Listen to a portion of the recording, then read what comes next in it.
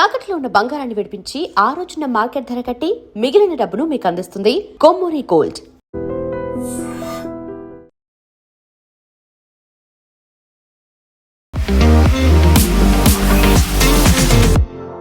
So budget గురించి బోల్డ్ and expectations ఉన్నాయి. But for the first time హిస్టరీలో ఒక సండే రోజు పెట్టారు అంటేనే చాలా హై ప్రయారిటీ కింద ఉంది అనుకున్నప్పుడు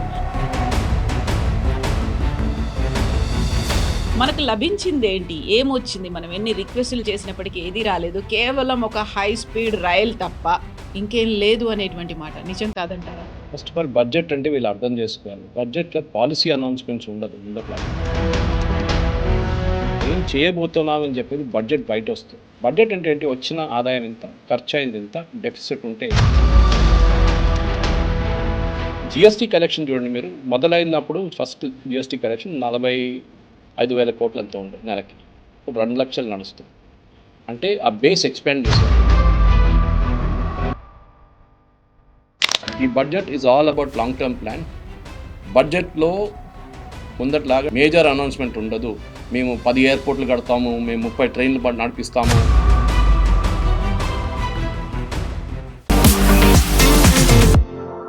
నమస్తే, నేను Kavitha. Welcome to I dream news and నిజాలు. కేంద్ర ఆర్థిక శాఖ మంత్రి నిర్మలా సీతారామన్ 9వ ప్రవేశపెట్టినటువంటి బడ్జెట్ మీద దేశమంతా చర్చించుకుంటోంది. దేశవ్యాప్తంగా దేశాన్నే ఒక యూనిట్గా చేసుకొని బడ్జెట్ని ప్రవేశపెట్టారు అంటుంటే రాష్ట్రాలకి ఒరిగిందేంటి, అందులోనూ పర్టికులర్గా తెలుగు రాష్ట్రాలకి ఏమిచ్చారు? తెలంగాణలో 8 మంది ఎంపీలు ఉన్నప్పటికీ తెచ్చింది గుండు సున్నా. ఇలాంటివన్నీ కేవలం ఆరోపణలు మాత్రమేనా? పొలిటికల్గా మాత్రమే దీన్ని చూస్తున్నారా? ఓవరాల్గా బడ్జెట్ ఎలా ఉంది? మనతో పాటుగా ఉన్నారు సీనియర్ జర్నలిస్ట్ సురేష్ కొచ్చతిల్ గారు. సార్ నమస్తే. సో బడ్జెట్ గురించి బోల్డ్ అండ్ ఎక్స్పెక్టేషన్స్ ఉన్నాయి. But for the first time హిస్టరీలో ఒక సండే రోజు పెట్టారు అంటేనే చాలా హై ప్రయారిటీ కింద ఉంది అనుకున్నప్పుడు మనకు లభించింది ఏంటి, ఏమొచ్చింది, మనం ఎన్ని రిక్వెస్టులు చేసినప్పటికీ ఏది రాలేదు, కేవలం ఒక హై స్పీడ్ రైల్ తప్ప ఇంకేం లేదు అనేటువంటి మాట నిజం కాదంటారా? ఫస్ట్ ఆఫ్ ఆల్ బడ్జెట్ అంటే వీళ్ళు అర్థం చేసుకోవాలి. బడ్జెట్లో పాలసీ అనౌన్స్మెంట్స్ ఉండదు. ముందట్లాగా 15 సంవత్సరాల ముందు పాలసీ అనౌన్స్మెంట్ బడ్జెట్లో వస్తుండే. అంటే మేము ఏం చేయబోతున్నాం అనేది. ఇప్పుడు ఏం చేయబోతున్నామని చెప్పేది బడ్జెట్ బయట వస్తుంది. పాలసీకి డబ్బులు అక్కర్లేదు, అనౌన్స్మెంట్ అది. మేము నెక్స్ట్ 7 years 2047 దాకా మేము ఈ డాటా సెంటర్స్కి we are giving tax free incentives. Next 2047 దాకా ఇప్పుడు డబ్బులు దానికి పెట్టక్కర్లేదు దాంట్లో. Because you don't have to put any money into it. మీకు ట్యాక్స్ ఫ్రీ ఇస్తున్నాం అంతే. రెవెన్యూ లాస్ మాకే. అది కూడా ఇప్పుడు గూగుల్ లాంటి సెంటర్ సెటప్ చేస్తే ఇంకా 3-4 సంవత్సరాలు పడుతుంది అది. So I'm just train to say, ఎందుకంటే మనం ఈ బడ్జెట్ అంటే ఒక మిస్కన్సెప్షన్ ఉంది మన ఇండియాలో. మీరు అది యూకే చూస్తే కానీ యూఎస్ చూస్తే కానీ వాళ్ళకి అక్కడ పెద్ద టెన్షన్ లేదు బడ్జెట్ అంటే. బడ్జెట్ అంటే ఏంటి? వచ్చిన ఆదాయం ఎంత, ఖర్చు అయింది ఎంత, డెఫిసిట్ ఉంటే ఏంటి, ఆ డెఫిసిట్ని బ్రిడ్జ్ ఎట్లా చేస్తారు, నెక్స్ట్ ఇయర్ ఆదాయం ఎట్లా పెంచుకోవాలి. ప్రతి ఇంట్లో ఇది ఒక ప్రాబ్లం. మన ఇల్లు నడిపిస్తున్నప్పుడు ₹1,00,000 జీతం ఉంటే ఆ ₹1,00,000లోనే ఇల్లు నడిపించుకోవాలి మనం. దేశం కూడా అంతే. ఇది మనం అర్థం చేసుకోవాలి. దానికి ఏం చేస్తారు? ప్లానింగ్ చేస్తారు ముందే. ఫర్ ఎగ్జాంపుల్ ఇప్పుడు మనం అనుకుంటా దసరా పండుగ వస్తుంది, ఎక్కడ దివాళీ వస్తున్నప్పుడు టీవీ కొనుక్కుందాం. మన ఇంట్లో పాత టీవీ ఉంది, 10 సంవత్సరాలు పాత ఉంది, కొత్త తీసుకోవాలని ప్లాన్ చేస్తాం. హస్బెండ్ వైఫ్ డిస్కస్ చేస్తారు. సో హస్బెండ్ యూజువల్ అంటారు కొనుక్కుందాం, బాగుంటుంది, పెద్ద టీవీ ఉంటుంది, పిల్లలకు నచ్చుతుంది అంటే wife will be more circumstantial say ఇప్పుడు ఎందుకు, ఇంత ఖర్చు ఉన్నప్పుడు ఎందుకు, తర్వాత చూసుకుందాం, టీవీ బాగానే ఉంది కదా అంటారు. సో దట్ బడ్జెట్లో దాన్ని తీసేస్తారనమాట. This is simply what happens in the government. ఆ ప్రాసెస్ మనం ముందు అర్థం చేసుకోవాలి. బడ్జెట్ అనేది ఎట్లా స్టార్ట్ అవుతుంది? ఇది ఒక 5 నెలల ముందు డిస్కషన్స్ మొదలవుతాయి వేరియస్ ఇంట్రెస్ట్ గ్రూప్స్తో. మనం ఒక ఎగ్జాంపుల్ తీసుకుందాం, ఫార్మింగ్ కమ్యూనిటీని తీసుకుందాం. ఫార్మింగ్ కమ్యూనిటీని పిలిచి వాళ్ళ అసోసియేషన్స్ చాలా ఉంటాయి, సౌత్ నుంచి, నార్త్ నుంచి, అండ్ ఈస్ట్ వెస్ట్, ఎక్కడి నుంచి అయినా వాళ్ళు పిలిపిస్తారు. అది కూడా different, paddy separate, cotton separate, onion separate, అట్లా వాళ్ళందరూ పిలిపించుకొని అడుగుతారు మీకేంటి, మీ ప్రాబ్లమ్స్ ఏంటి. వాళ్ళని చెప్తారు మాకు సీడ్స్ దొరకట్లేదు, విత్తనాలు దొరకట్లేదు, యూరియా తగ్గిపోయింది, మాకు ఎంఎస్పి సరిపోవట్లేదు, చాలా డిమాండ్స్ పెడతారు వాళ్ళు. అది కాకుండా మాకు కిసాన్ క్రెడిట్ కార్డులో అమౌంట్ కొంచెం పెంచండి, ఇదంతా నోట్ చేసుకుంటారు.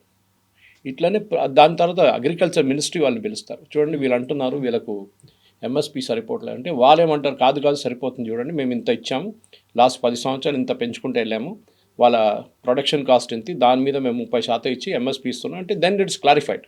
అట్లనే అన్ని సెక్టర్స్కి. సో లెదర్ ఇండస్ట్రీ, మీరు టెక్స్టైల్ ఇండస్ట్రీ, వీళ్ళందరినీ మినిస్ట్రీ వాళ్ళని పిలిపిస్తారు, వీళ్ళని పిలిపిస్తారు, గ్రూప్స్ని పిలిపిస్తారు. అందరితో చర్చ అయినప్పుడు దెన్ ఒక ఓవరాల్ పిక్చర్ వచ్చేస్తుంది, మనకి ఏం కావాలి, ఏం చేయాలి అనేది. అది వచ్చినప్పుడే మనకి మన వర్క్ స్టార్ట్ అవుతుంది. వాళ్ళు ఏం చేస్తారు, ఫస్ట్ ఒక డ్రాఫ్ట్ తయారు చేస్తారు, బడ్జెట్ డ్రాఫ్ట్. ఏంటంటే ఈ సంవత్సరం మనకి రాబోయే ఆదాయం ఎంత, ఇంకా కాలేదు కదా, వీఆర్ ఓన్లీ ఇన్ ఫిబ్రవరి, ఇంకా 2 నెలలు ఉన్నాయి. సో రాబోయే టిల్ డిసెంబర్ మనకి ఎంత వచ్చింది, జనవరి కూడా క్యాలిక్యులేట్ చేయలేము ఇప్పుడు. సో డిసెంబర్ దాకా మనకు వచ్చిన రెవెన్యూ ఎంత, మనం ఎస్టిమేట్ చేసిన రెవెన్యూ ఎంత, డెఫిసిట్ ఎంత, లేకుంటే ఓవర్ ద డెఫిసిట్ మనకు ప్లస్ ఎంత ఇస్తుంది అనమాట. So excess amount we are getting. అదన్నీ చూసిన తర్వాత వీళ్ళు ఓవరాల్గా అలాట్మెంట్ చేస్తారు ప్రతి మినిస్ట్రీకి. I just take an example. Last year 1,00,000 కోట్ల రూపాయలు ఇచ్చారు ఒక మినిస్ట్రీకి. ఈసారి 80,000 ఇవ్వలేము కదా, తగ్గిస్తే వాళ్ళు ఏడ్చుకుంటారు.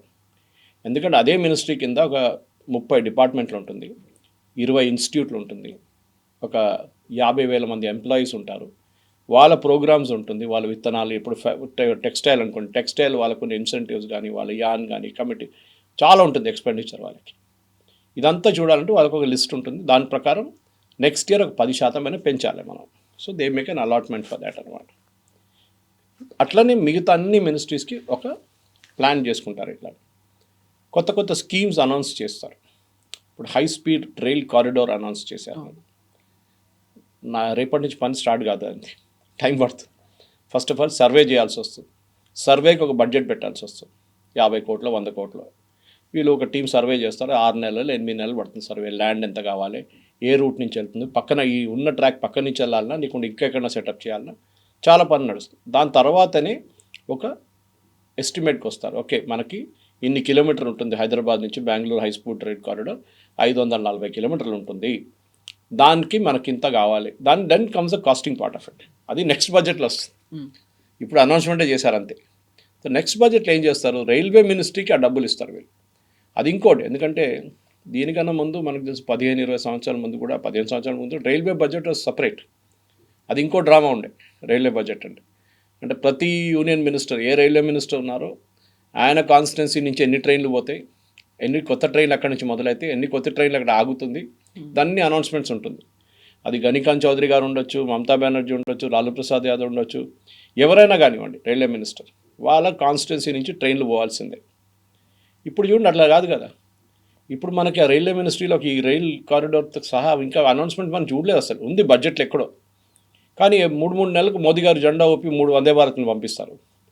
ఇప్పుడు మనం అనుకుంటే దీని బడ్జెట్ ఎక్కడి నుంచి వచ్చింది, మనం అడగలేదే. దాని బడ్జెట్ ఆల్రెడీ అలోకేట్ చేశారు. బహుశా పోయిన సంవత్సరం చేస్తుంటారు, లేకుంటే దానికన్నా ముందున్న సంవత్సరం చేస్తుంటారు.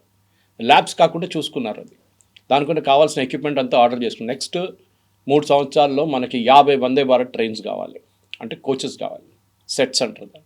ఒక they take a call on that 50 కావాలన్నా 100 కావాలో నాకు తెలియదు, కానీ I'm just taking a guess. Okay, దానికి ఎంత డబ్బులు కావాలి, దానికి ఇంత డబ్బులు కావాలి. రైల్వే బడ్జెట్లో ఎంత ఉంది, ఈ ఇయర్ ఎంత ప్రొడ్యూస్ చేయొచ్చు, ఈ ఇయర్ మనకి 25 ప్రొడ్యూస్ చేయొచ్చు, నెక్స్ట్ ఇయర్ 25. ఓకే, 25 బడ్జెట్ ఇది కేటాయిస్తారనమాట. చాలా కాంప్లికేటెడ్, అంత ఈజీ కాదు. దాని తర్వాత సెకండ్ డ్రాఫ్ట్ తయారు చేస్తారు. దాంట్లో అలొకేషన్స్ చూస్తారు. అంటే మాకు ఈ సంవత్సరం రావాల్సింది, I'm just ing a figure again, భారతదేశం బడ్జెట్ చాలా ఎక్కువ, 1000 రూపాయలు అనుకోండి మనకు రావాల్సింది. ఇప్పుడు దాకా వచ్చింది 750 రూపాయలే. ఇంకా 250 రూపాయలు 2 నెలల్లో రావాల్సి. యూజువలీ లాస్ట్ 2 మంత్స్లో పికప్ అవుతుంది కలెక్షన్స్. టార్గెట్ ఇస్తారు వీళ్ళు, ఇన్కమ్ ట్యాక్స్ డిపార్ట్మెంట్ కానీ మిగతా డిపార్ట్మెంట్, జిఎస్టీ వాళ్ళందరికీ ఉంటుంది. వాళ్ళు స్పీడప్ చేస్తారు కలెక్షన్. స్పీడప్ అయిన తర్వాత ఒక ఎస్టిమేషన్ వస్తుంది, బై ఏప్రిల్ ఒక తెలిసిపోతుంది. దానికన్నా ముందే వీళ్ళకి ఒక ఐడియా ఉంటుంది. ఓకే, ఈ సంవత్సరం మనకి 1000 కోట్లు కాకుండా ఒక 1000 కోట్ల 10 లక్షలు రావచ్చు, 20 లక్షలు, అంటే కొంచెం ఎక్సెస్. కానీ యూజువల్లీ ఎప్పుడు డెఫిసిట్ ఉంటుంది. మన ఖర్చులు మన జీవితం లాగానే, లైక్ మిడిల్ క్లాస్ ఫ్యామిలీ, ఖర్చులు ఎక్కువ, ఆదాయం తక్కువనే ఉంటుంది ఎంత అయినా కానీ. సో ఏం చేస్తారు, గవర్నమెంట్ బారో చేస్తారు. అంటే వాళ్ళు నోట్లు ప్రింట్ చేయలేరు, వాళ్ళు బారో చేస్తారు, మార్కెట్ నుంచి బారో చేస్తారు, ప్రజల నుంచే బారో చేస్తారు. యాక్చువల్లీ గవర్నమెంట్ ఏం చేస్తారు, ఒక 10,000 కోట్లు 20,000 కోట్లు 1,00,000 కోట్లు బారో చేస్తారు. ఆ బారో ఇంకొక లిమిట్ ఉంటుంది. ఈ ప్రాబ్లం ఎక్కడ వస్తుందంటే మన పర్సనల్ లైఫ్లో కూడా మనం చూస్తాం. ఒకసారి కొంతమంది వాళ్ళకి వచ్చే ఆదాయం కన్నా ఆల్మోస్ట్ 50% ఎక్కువ ఖర్చు పెడతారు. మీరు చూస్తుంటారు. అది ఏం చేస్తారు దానికి ఖర్చు ఎట్లా వస్తుంది? మా డబ్బులు లేవు కదా, డబ్బులు లేని డబ్బులు మీరు ఖర్చు పెట్టండి. మీకు Card ఉన్న use చేస్తారు. మంత్లీ శాలరీ 50,000 ఉంటే మీరు 75,000 ఖర్చు పెడుతున్నారు ఈఎంఐలు అది ఇది అని చెప్పేసి. క్రెడిట్ కార్డ్, పర్సనల్ లోన్ తీసుకుంటారు. లాస్ట్లో ఆ సర్కిల్లో డెట్ సర్కిల్లో వచ్చేస్తారు, మీరు కట్టలేకపోతారు. ఓకే, అది గవర్నమెంట్ కూడా అదే ప్రాబ్లం ఉంది. తెలంగాణ గవర్నమెంట్ ఉండొచ్చు, కేరళ గవర్నమెంట్ ఉండొచ్చు, మహారాష్ట్ర గవర్నమెంట్ ఉండొచ్చు, యూనియన్ గవర్నమెంట్ కూడా, వీళ్ళందరూ అప్పు తీసుకుంటారు. కానీ ఈ అప్పు అంతా మెజర్ చేసేటంటే percentage of GDP, state GDP or central GDP. ఆ జీడిపికి ఒక పర్సంటేజ్ మీరు బారో చేస్తే ప్రాబ్లం లేదు. డెఫిసిట్ పర్సంటేజ్ ఉంటుంది. For example union government deficit ఇప్పుడు 55.4. Okay, that is the deficit for the union government percentage wise, which is healthy, no problem. అది ఇంకా తగ్గించుకుంటే బాగుంటుంది. కానీ కోవిడ్ టైంలో అది 70 దాకా వెళ్ళింది, బికాజ్ ఆదాయం లేకుండా చాలా బారో చేయాల్సి వచ్చింది. ఈ అమౌంట్ ఇమీడియట్ కట్టక్కర్లేదు, ఇది ఇయర్ బై ఇయర్ కట్టేస్తారు ఈ అమౌంట్ ఇంట్రెస్ట్తో సహా. దానికోసం మీరు చూసుంటారు, వెన్ 100 రూపీస్ వస్తే ఆ 100 రూపీస్ ఎక్కడికి వెళ్ళిందని చెప్పి ఈ ఎకనామిక్ టైమ్స్ లాంటి పేపర్లో బడ్జెట్ నెక్స్ట్ డే చూపిస్తారు. వచ్చిన ఆదాయం 100 రూపాయలు, దాంట్లో శాలరీస్ అండ్ పెన్షన్స్ ఇంత, వెల్ఫేర్ స్కీమ్కి ఇంత, ఇంట్రెస్ట్ పేమెంట్స్ అని ఉంటుంది. ఇది ప్రిన్సిపల్ అమౌంట్ మాట్లాడలేదు, ఇంట్రెస్ట్ పేమెంట్. ఎక్కడ కూడా చూసాం, కేసీఆర్ గారు వచ్చారు, మొత్తం విపరీతంగా 3 లక్షల కోట్ల అప్పు తీసుకున్నారు, అది ఇది అని చెప్పి, నాకు ఎగ్జాక్ట్ అమౌంట్ గుర్తులేదు. కానీ ఈ కాంగ్రెస్ వాళ్ళు ఆరోపణ చేస్తుంటారు, ఆయన మేడిగడ్డ కట్టడానికి, కాళేశ్వరం కట్టడానికి డబ్బులు తీసుకున్నాడు, left right and centre borrow చేసుకున్నాడు, ఇప్పుడు మేము కడుతున్నాం అని చెప్పి రేవంత్ రెడ్డి ఏడుస్తున్నారు. కరెక్ట్ అది. సో బారోయింగ్ ఎప్పుడు సెన్సిబుల్గా చేయాల్సి ఉంటుంది మనం. కానీ మనం చూడాల్సింది ఏంటంటే, మనకి వచ్చే ఆదాయంలో క్యాపిటల్ అసెట్స్ క్రియేట్ చేస్తున్నామా లేదా.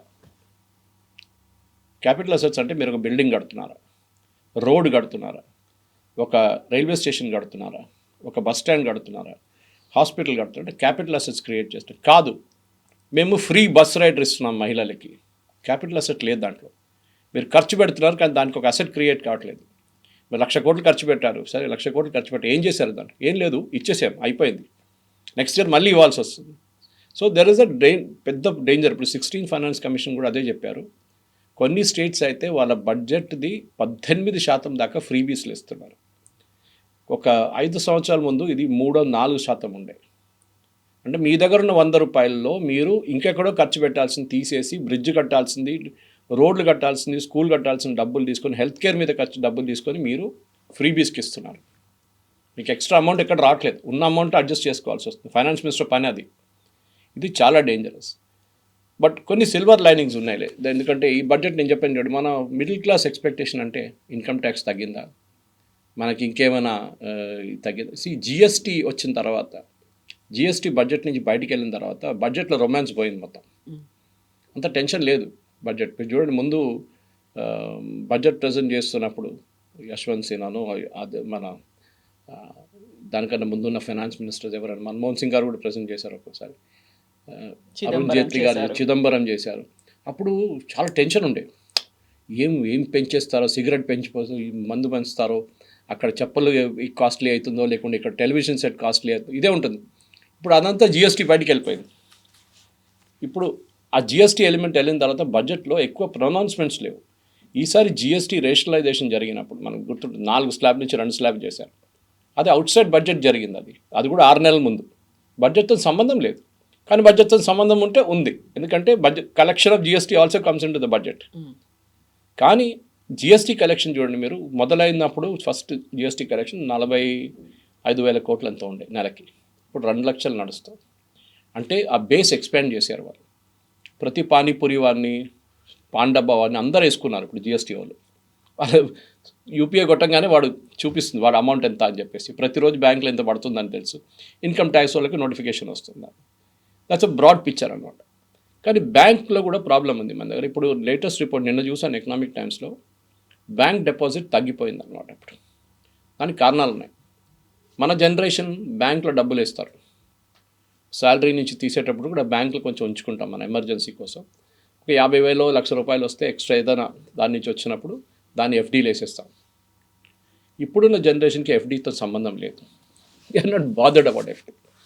వాళ్ళు గోల్డ్లో పెడతారు ఇన్వెస్ట్మెంట్, స్టాక్స్లో పెడతారు ఇన్వెస్ట్మెంట్, క్రిప్టో కరెన్సీలో పెడతారు ఇన్వెస్ట్మెంట్, ల్యాండ్ కొనుక్కుంటారు, లేకుంటే అపార్ట్మెంట్ కొనుక్కుంటారు.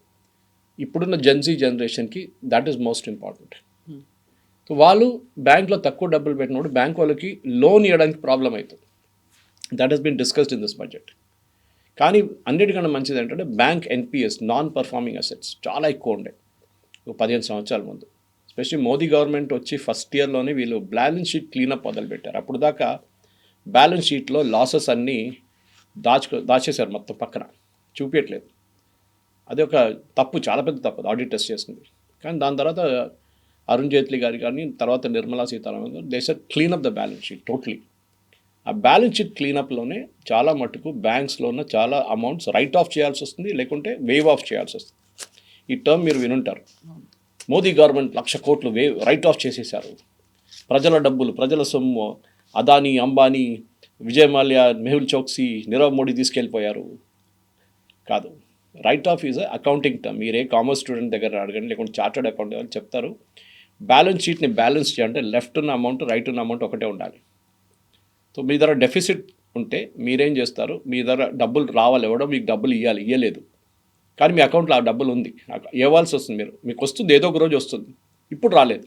సో మీరు రైట్ ఆఫ్ చేసి ఏం చేస్తారంటే బ్యాలెన్స్ షీట్లో అది ట్రాన్స్ఫర్ చేసి ఒకసారి ఏఆర్సీ కంపెనీస్ పంపిస్తారు. ఇది అసెట్ రీకన్స్ట్రక్షన్ కంపెనీస్. మీరు చూస్తుంటారు, ఒక్కొక్కసారి కొంతమంది పేమెంట్ చేయకపోతే బ్యాంక్ వాళ్ళు కాల్ చేయరు, ఎవరో కలెక్షన్ ఏజెంట్ వాళ్ళు కాల్ చేస్తారు. దాని తర్వాత it is there responsibility collect. వాళ్ళకి వీళ్ళు 1000 కోట్లు మాకు రావాల్సింది, మీరు తీసుకోండి అంటే వాళ్ళు ఒక డిస్కౌంట్ తీసుకుంటారు. దాని నుంచి 200 కోట్లు మా కమిషన్ ఇవ్వండి, మా ఖర్చులు ఉంటుంది, ఎందుకంటే అంతా చేసి చేయాల్సి వస్తుంది. అమౌంట్ రాదని కూడా గ్యారంటీ లేదు, అది కూడా లేదు. So bank NPS is very healthy sign. ఇప్పుడు ఓన్లీ 0.5%.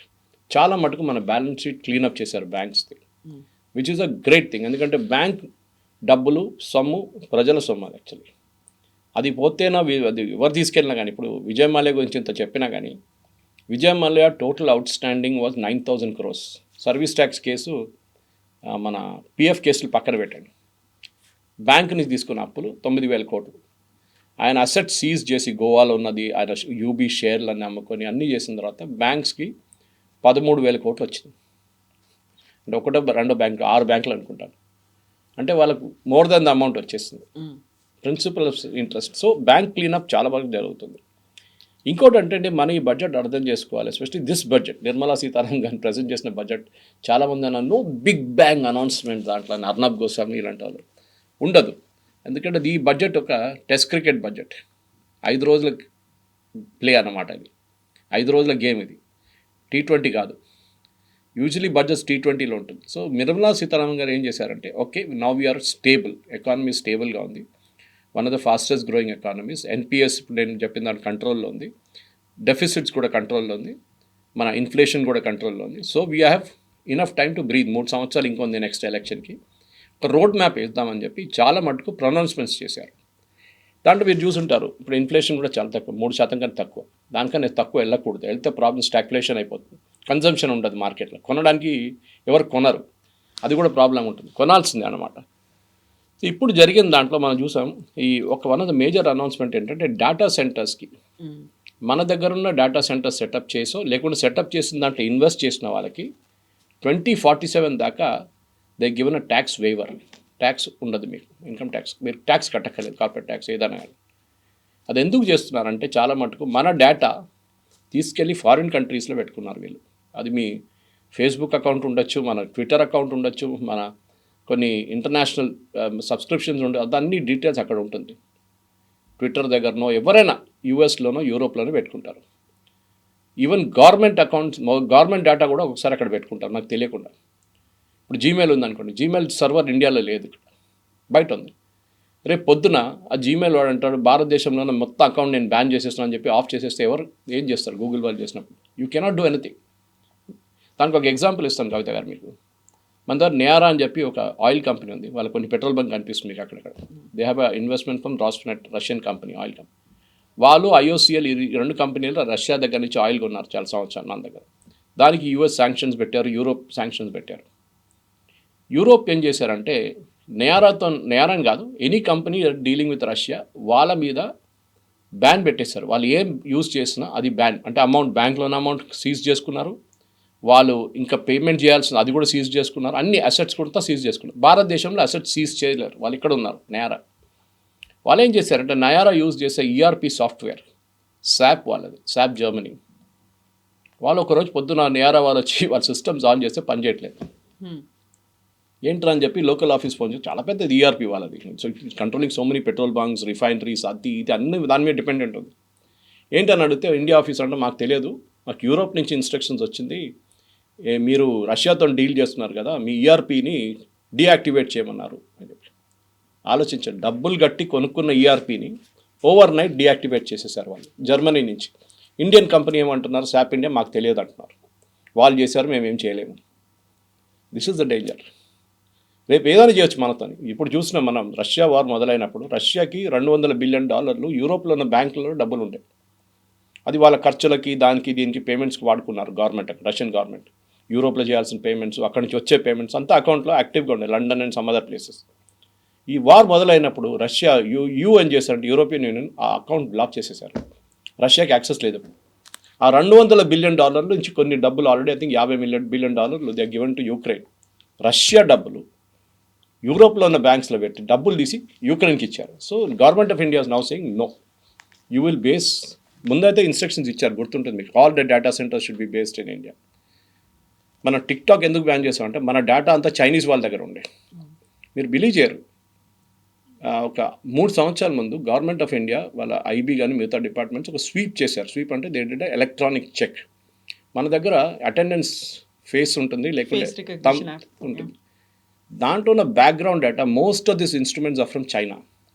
దాంట్లో ఒక చిప్ ఉంటుంది, because it has to transmit that information HR డిపార్ట్మెంట్కి ఎక్కడికి వెళ్తుంది, అటెండెన్స్ వచ్చారా లేదా అని చెప్పి చెక్ చేస్తే దాంట్లో చాలా మటుకు ఇన్ఫర్మేషన్ చైనాకి వెళ్తుందంట.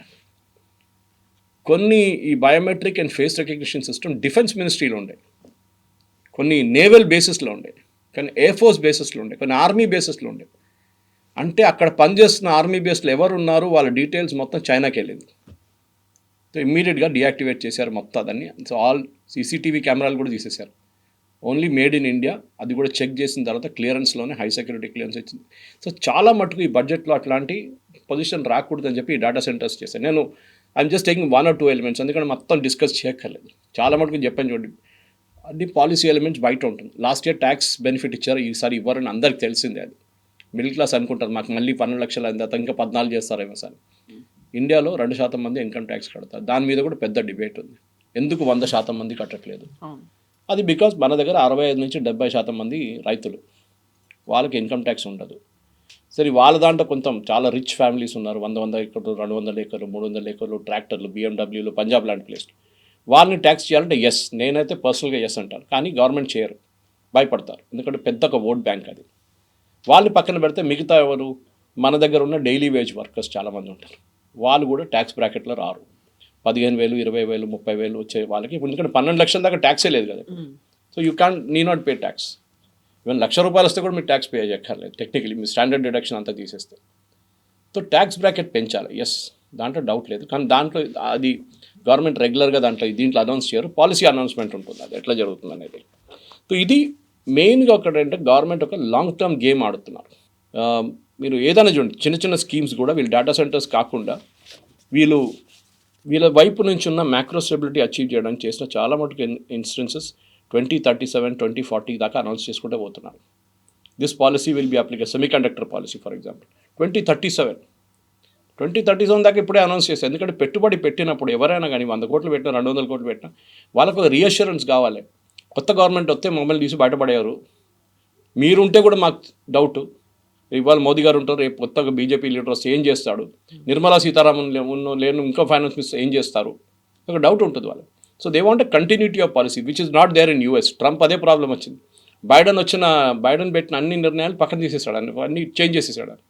సో కంపెనీలు భయపడతారు అట్లాంటి. సో భయపడకుండా ఉండడానికి చేస్తున్నమాట. అది కాకుండా రైల్వే బడ్జెట్లో ఐ థింక్ 10% పెంచారు, 10.2% పెంచారు డిఫెన్స్ సెక్టర్లో. అండ్ దాన్ని నిర్మలా సీతారామన్ స్పీచ్లో చాలా క్లియర్గా చెప్పింది. లాస్ట్ 10 సంవత్సరాల్లో డిఫెన్స్లో పెట్టిన పెట్టుబడి ఆపరేషన్ సింధూర్లో రిజల్ట్ చూపించింది మాకు, విచ్ ఇస్ కరెక్ట్. ఎందుకంటే ఆపరేషన్ సింధూర్లో అది బ్రహ్మోస్ ఉండొచ్చు, ఆకాష్ ఉండొచ్చు, ఈవెన్ S-400 మీద ఏమైనా పెట్టుబడి ఉండొచ్చు, అన్నీ పనిచేసినాయి అనమాట, even రఫాల్. So we have to invest more. So ఈసారి 15% పెంచారు డిఫెన్స్ బడ్జెట్ లాస్ట్ ఇయర్తో పోలిస్తే. And one element and one more important thing అంటే ఇన్నోవేషన్ అనే ఒక కాన్సెప్ట్ పెట్టారు. పొట్టిగా it is not just production or something like that, innovation కూడా పెట్టారు. ఇన్నోవేట్ చేయండి డిఫెన్స్లో. ప్రైవేట్ సెక్టర్ చాలా కంపెనీలు ఉన్నారు ఇప్పుడు డిఫెన్స్ సెక్టర్లో, ముందట్లా కాదు. More than private sector, private sector companies చాలా ఉన్నాయి. బాబా కళ్యాణి గ్రూప్ కానీ, టాటాస్ కానీ, మహీంద్రాస్ కానీ చాలా గ్రూప్స్ పనిచేస్తున్నారు. చిన్న చిన్న స్టార్టప్స్ కూడా ఉన్నారు. మన దగ్గర లోకేష్ మిషన్స్ ఉంది, MTAR ఉంది, చాలా కంపెనీస్ ఉన్నారు అట్లా. ఇప్పుడు ఏం జరగబోతుందంటే కవిత గారు, government is not thinking of this year, next 10 years ఆలోచిస్తున్నారు అనమాట.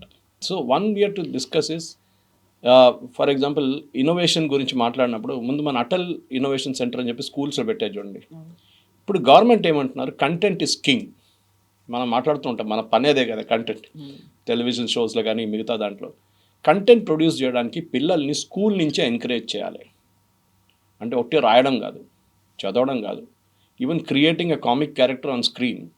స్కూల్స్లో ఉన్నాయి కొన్ని కంప్యూటర్స్ పెడతారు, వీళ్ళు ఏం లేదు, పిల్లలు వెళ్ళి అక్కడ కూర్చుంటారు, కొంచెంసేపు ఆడుకుంటారు, వచ్చేస్తారు, అయిపోయింది. ఏదో కోడింగ్, బేసిక్ కోడింగ్ నేర్పిస్తారు, అయిపోయింది అంతే.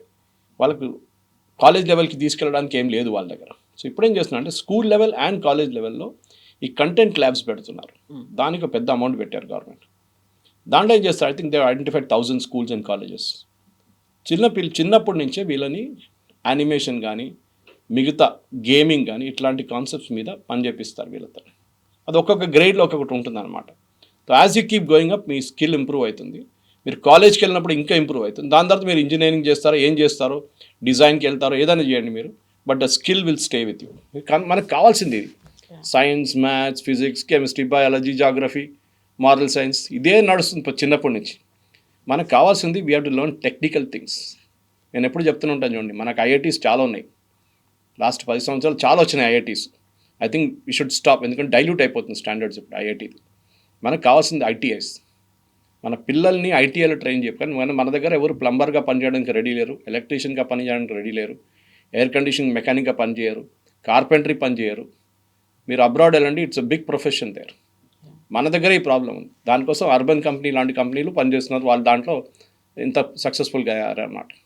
ఇది మనం అర్థం చేసుకోవాలి. చిన్నప్పటి నుంచే పిల్లలు నేర్పి this is a good move done by the government అనమాట. కార్పొరేట్ వైపు చూస్తే కార్పొరేట్ ట్యాక్స్ రెవెన్యూస్ పెరిగింది ఈ సంవత్సరం. అయితే in fact it has gone up strongly. Physical deficit నేను చెప్పాను చూడండి 54.5 ఉంది ఇప్పుడు. ఇన్ఫ్యాక్ట్ ఇన్కమ్ ట్యాక్స్ తగ్గించిన తర్వాత కూడా 12 లక్షలు తగ్గించిన తర్వాత ఈసారి till December I think it's 6.5% growth ఉంది ఇన్కమ్ ట్యాక్స్ది. అండ్ చాలా మటుకు అనలిస్ట్ ఏం చెప్తున్నారు, నిన్న కూడా చూశాను నేను టీవీలో, దట్ గవర్నమెంట్ చెప్తున్న 7.4 GDP గ్రోత్ కాకుండా ఈసారి 8% దాకా కూడా వెళ్ళొచ్చు, which is what world bank is also predicting. IMF, world bank అదే చెప్తున్నారు, it will be very strong beyond 7.8. So 8% వస్తే బాగుంటుంది. సో మనం ఏం అర్థం చేసుకోండి, ఎప్పుడు చైనా అని కంపేర్ చేస్తాం మనం కవిత గారు. చైనా సౌత్ ఏషియన్ క్రైసిస్ వచ్చినప్పుడు, ఎకనామిక్ క్రైసిస్ వచ్చిన టైంలో ఒక 10 years China did very well, double digit growth వచ్చింది వాళ్ళకి. అది మనం మర్చిపోకూడదు. We have to achieve double digit growth somewhere. 5 సంవత్సరాల తర్వాత మన డబుల్ డిజిట్ గ్రోత్ మొదలవుతుంది అన్నమాట. అది మొదలైనప్పుడే మనకి we can pick up to somewhere and 9% గ్రోత్కి రావచ్చు మనం. ఆ 9% వస్తే చాలు, then we can pick up from there and run with it అనమాట. 2001 నుంచి 2007 I remember that China's growth was actually in that phase. Double digit అంటే 10% అండ్ మోర్ వాళ్ళ గ్రోత్. ఇప్పుడు మళ్ళీ తగ్గి కిందకి వచ్చారు వాళ్ళు. మనం ఇప్పుడు 7.2 ఉన్నాం, 8కి వచ్చామనుకోండి, నెక్స్ట్ 9. కోవిడ్ తర్వాత చాలా దేశాలు ఇంకా రికవర్ చేయలేదు. ఇంకా యూరోప్ చూడండి, US చూడండి, అందరూ 4.5, 2.3 ఆ రేంజ్లో ఉన్నారు అందరు. మనం ఇప్పుడు కూడా 7లో we are consistently at 7.5. So GDP growth అది, it is not GDP. GDP ఎంత పెరిగింది, 100 నుంచి 150కి వెళ్ళిందా, 100 నుంచి 110కి వెళ్ళిందా, 100 నుంచి 120కి వెళ్ళిందా, that is what we are looking at అనమాట. సో లాంగ్ టర్మ్ ప్లాన్ నడుస్తుంది ఇప్పుడు. ఈ budget is all about long term plan. బడ్జెట్లో ముందట్లాగా అనౌన్స్మెంట్స్ ఉండదు, మేజర్ అనౌన్స్మెంట్ ఉండదు. మేము 10 ఎయిర్పోర్ట్లు కడతాము, మేము 30 ట్రైన్లు నడిపిస్తాము, మేము అది ఇస్తాము, మేము ఇది ఇస్తాము, ఏమి ఉండదు. All those are policy announcements which is made outside the budget. డబ్బులు పెట్టక్కర్లేని అనౌన్స్మెంట్స్ అంతా బయట చెప్తారు. డిఫెన్స్ సెక్టర్కి మేము 15% పెంచాము, ఇప్పుడు వాళ్ళు అనౌన్స్మెంట్ చేస్తారు ఆ 15% మేము ఎట్లా ఖర్చు పెడతాం. రైల్వేకి 10% ఎక్కువ ఇచ్చాం, నెక్స్ట్ ఇయర్ మేము 12 వందే భారత్ నడిపిస్తాం.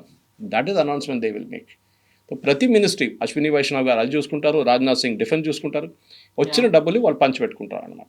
సార్ బోల్డ్ అని ఎపిసోడ్స్ కూడా ఉన్నాయి మాట్లాడుకోవడానికి. డెఫినెట్, ఎందుకంటే చాలా మటుకు నాకు నచ్చింది ఏంటంటే ఐఎమ్ ఎ ఫర్మ్ బిలీవర్, ఎందుకంటే నేను ఎకనామిక్ టైమ్స్లో పనిచేసిన మనిషి.